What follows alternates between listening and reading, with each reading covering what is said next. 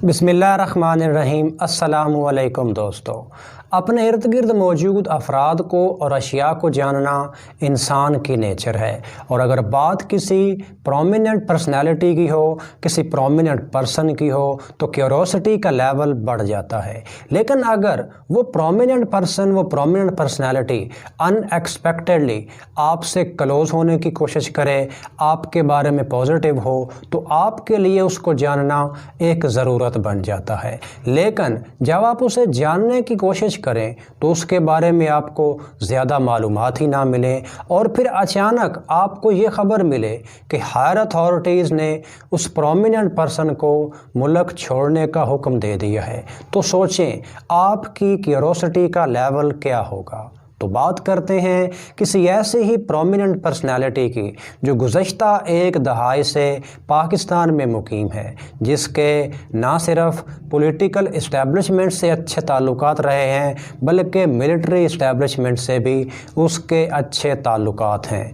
एक ब्लॉगर, एक agent, writer, film maker, सहाफ़ी, लॉबियस्ट, ट्रैवलर, शो पीस या कुछ और। आखिर कौन है सिंथिया डी रिची? आइए आज की इस वीडियो में जानने की कोशिश करते हैं। सिंथिया रिची कौन है, इस बारे में बात करने से पहले उन लोगों की बात करते हैं जो सिक्योरिटी एजेंसीज़ में, इंटेलिजेंस एजेंसीज़ में या क्लासिफाइड डिपार्टमेंट्स में काम करते हैं। इनके बारे में कहा जाता है कि इनके बारे में ज़्यादा मालूमात मयस्सर नहीं होती, और जो मालूमात आपके पास आती भी हैं तो लाजमी नहीं कि वो ऑथेंटिक हों, वो दुरुस्त हों। और इनकी बज़ाहिर नज़र आने वाली पर्सनैलिटी इनके काम से 180 डिग्री तक मुख्तलिफ भी हो सकती है, और अपने एक्चुअल काम को लेकर ये हमेशा गुमनाम ही रहते हैं, और बाज़ औक़ात गुमनाम ही मर जाते हैं। और फिर सिचुएशन ये भी आ सकती है कि हुकूमतें इन्हें ओन भी नहीं करती। और याद रखें, फ़िल्मों में नज़र आने वाले एजेंट्स या सिक्योरिटी एजेंसी में काम करने वाले लोग एक्चुअल लाइफ में काम करने वाले लोगों से बिल्कुल मुख्तलिफ होते हैं। फ़िल्मों में जो जेम्स बॉन्ड आपको नज़र आते हैं, हकीकी लाइफ में सिक्योरिटी एजेंसी में काम करने वाले लोग उससे बिल्कुल मुख्तलिफ होते हैं, और उनका किरदार, उनके डिपार्टमेंट्स, उनकी एजेंसियां और उनकी ज़ाती ज़िंदगी, ये सब का सब उन तमाम चीज़ों से मुख्तलिफ हो सकता है जो आपको फ़िल्मों में जेम्स बॉन्ड पेश करता है। अब हम बात करते हैं कि सिंथिया रिची कौन है। तो बेस लाइन के तौर पर यह बात जहन में रखें कि सिंथिया रिची के बारे में एक्चुअल, एग्जैक्ट, ऑथेंटिक और वेरीफाइड इंफॉर्मेशन कहीं भी दस्तयाब नहीं है, और आज की मालूमात भी मुख्तलिफ अखबारात, वेबसाइट्स और रिपोर्ट्स से ली गई है, और जिसमें Wikipedia, Indian express, we on, news week Pakistan और सिंथिया रिची के सोशल मीडिया अकाउंट्स शामिल हैं। लेकिन इससे ये साबित हरगिज़ नहीं होता कि वो एक एजेंट है, लेकिन इससे ये भी साबित नहीं होता कि वो एक एजेंट नहीं है। अगर बुनियादी मालूमात की बात करें तो सिंथिया रिची का पूरा नाम सिंथिया डॉन रिची है, जो कि एक अमेरिकन शहरी हैं। इस वक्त उनकी उम्र 44 साल है, जो कि ऑफिशियली अनवेरीफाइड है। और अगर उनकी तालीमी काबिलियत की बात करें तो विकीपीडिया के मुताबिक उन्होंने लुजियाना स्टेट यूनिवर्सिटी से ग्रेजुएशन की डिग्री हासिल की, और साथ ही लॉ की ट्रेनिंग के लिए university of Houston school of law, पैराडाइन university और जॉर्ज वाशिंगटन यूनिवर्सिटी भी ज्वाइन की। इसके अलावा जिन डिपार्टमेंट्स में उन्होंने स्टडी की वो mass communication, criminal justice, conflict resolution, psychology और पब्लिक रिलेशंस हैं। और अगर उनके सोशल मीडिया अकाउंट्स की बात करें तो उनके ट्विटर हैंडल के मुताबिक वो एक राइटर हैं जो ई ट्रिब्यून, द न्यूज़ इंटरनेशनल और साउथ एशिया मैगज़ीन के लिए लिखती हैं। ख़ुद को एक मीडिया डायरेक्टर कहती हैं। ان کے فیس بک اکاؤنٹ کے مطابق بھی وہ ایک فری لانس ڈائریکٹر ہیں، رائٹر ہیں اور پروڈیوسر ہیں۔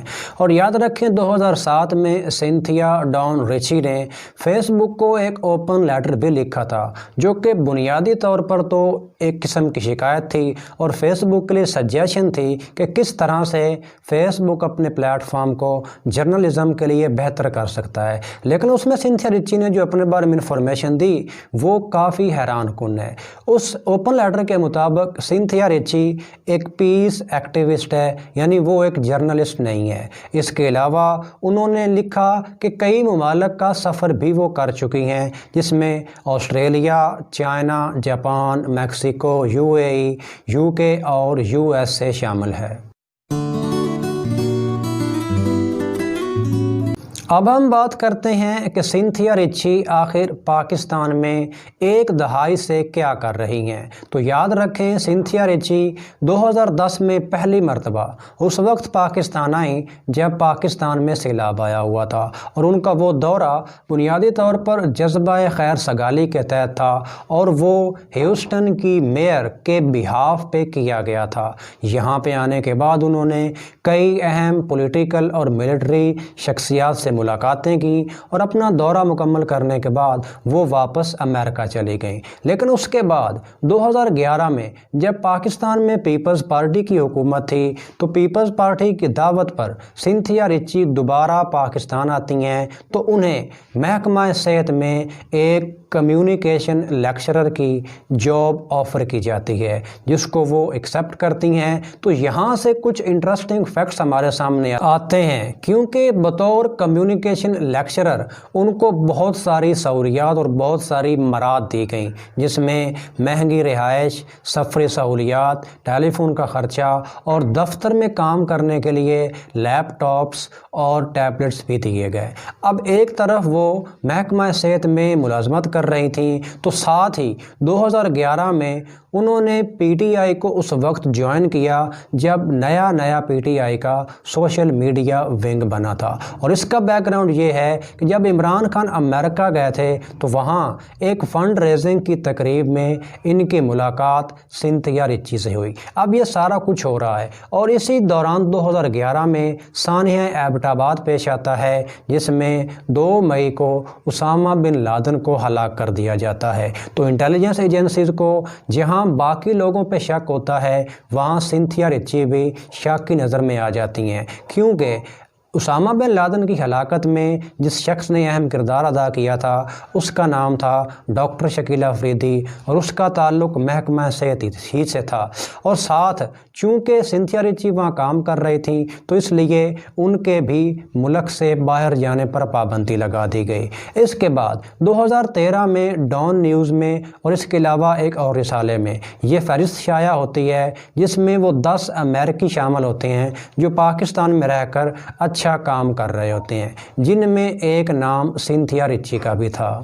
کچھ لوگوں کا خیال ہے کہ وہ پاکستان میں ان لوگوں کے لیے کام کر رہی ہیں جو کہ مختلف قسم کے مسائل کا شکار ہیں، اور اس بارے میں کہا جاتا ہے کہ flood relief, health care projects اور مختلف سکولوں کی ریکنسٹرکشن میں بھی سینتھیا ریچی نے اہم کردار ادا کیا۔ لیکن اس کے برعکس کچھ لوگ یہ بھی کہتے ہیں کہ وہ ایک ملٹری کا شو پیس ہیں، یعنی پاکستان کی آرمی اور خاص طور پر ISPR سینتھیا ریچی کو ایک شو پیس کے طور پر استعمال کر رہی ہے، کیونکہ اس سے پاکستان کا امیج بہتر ہونے کے امکانات زیادہ ہیں۔ اور بیچ میں یہ خبریں بھی آئی تھیں کہ وہ مسلمان ہو گئی ہیں، تو ایک مذہب کو بھی استعمال کرنے کی کوشش کی، حالانکہ حقیقت میں سینتھیا ریچی آج بھی مسلمان نہیں ہیں، اور خود کو کبھی وہ بلاگر کہتی ہیں، کبھی فلم میکر کہتی ہیں، کبھی جرنلسٹ کہتی ہیں، لیکن وہ اصل میں کون ہیں اس بارے میں آج بھی کسی کو معلوم نہیں ہے۔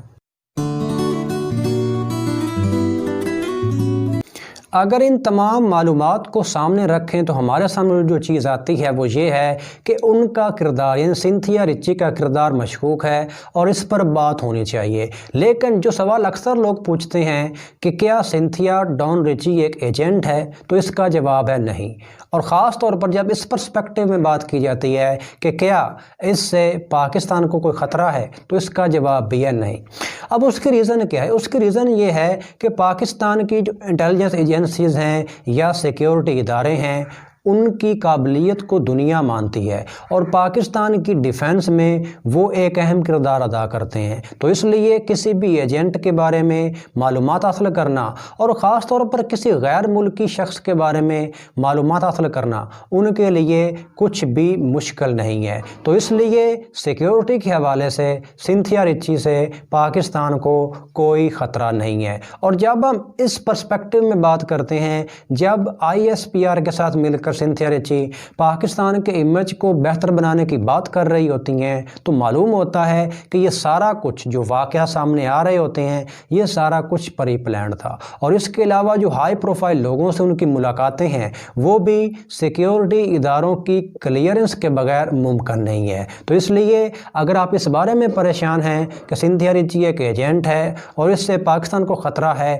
تو یہ خیال اپنے ذہن سے نکال دیجئے، کیونکہ اس قسم کے بہت سارے لوگ، بہت سارے افراد پاکستان کے علاوہ دیگر ملکوں میں بھی آتے جاتے رہتے ہیں۔ تو ان لوگوں پر خاص طور پر سیکیورٹی اداروں کی نظر ہوتی ہے، اور اگر کبھی سیکیورٹی اداروں کو خطرہ ہو بھی تو اس کے بارے میں وہ اپنا انتظام پہلے سے کر لیتے ہیں۔ اور ابھی حال ہی میں یہ خبریں بھی سامنے آ رہی ہیں کہ عدالت نے انہیں 15 روز کے اندر ملک چھوڑنے کا حکم دیا ہے۔ تو اس کے پیچھے ریزن شاید یہ بھی ہو سکتی ہے کہ شاید سنتھیا ریچی اپنی حدود سے کراس کر رہی تھیں، یا جو کام ان سے لینا تھا وہ لے لیا گیا ہے۔ لیکن اگر آپ اس بارے میں پریشان ہیں کہ آنے والے دنوں میں کیا ہوگا، تو کچھ بھی نہیں ہونے والا، کیونکہ ادارے بہتر جانتے ہیں کہ انہیں کب کیا کرنا ہے اور کس شخص کے ساتھ کیا کرنا ہے۔